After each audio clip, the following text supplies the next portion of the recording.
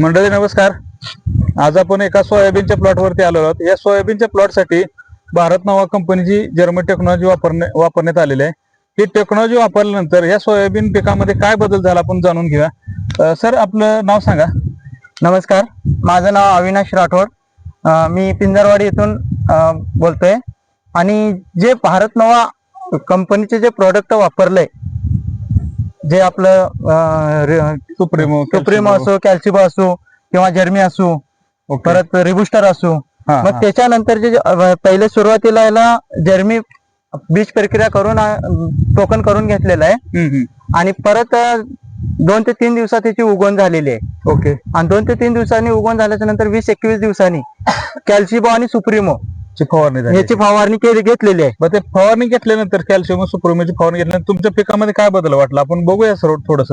पिकामध्ये बदल म्हणजे ज्या वेळेस कॅल्सिबो आणि सुप्रीमोची स्प्रे घेत होतो, तर त्यावेळेस बघा 20-21 दिवसाचा प्लॉट म्हणजे 1 फुटाच्या खाली होतं.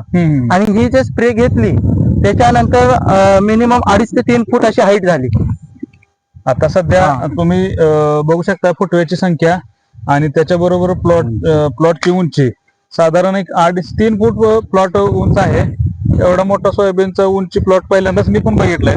साधारण 1-1.5 फुटापर्यंत जास्तीत जास्त 2.25 फुटापर्यंत असू शकतो. 3-3.5 फुटापर्यंत हा प्लॉट उंच आहे. त्याचबरोबर पानाची कॅनोपी पण खतरनाक आहे. खूप खतरनाक आहे. साधारण एक खायचं पान जसं असतंय तशा पद्धतीने पानाची कॅनोपी आहे. आणि फुलकळीच्या बाबतीमध्ये म्हणलं तर फुलकळी पण चांगली आहे. जवळजवळ 100-150च्या पुढे फुलकळी लागलेली आहे. साधारण ह्या प्लॉटला सर किती दिवस झाले आता चालूला? ह्या प्लॉटला 22 जूनची लागवड आहे. ओके. 22 जून म्हणजे आज 22 जून म्हणजे 10 ऑगस्ट आहे आज. म्हणजे 45-47 दिवसाचा आहे. तुमचा किती एकराचा प्लॉट आहे? 2.5 एकरचा. तुम्हाला अपेक्षित उत्पादन किती निघू शकते असं?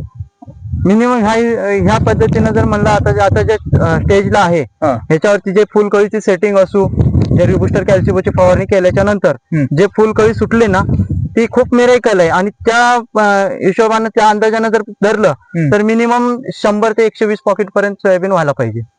नक्की. त्यावेळेस एक शूटिंग होईल सर. चालेल. ओके.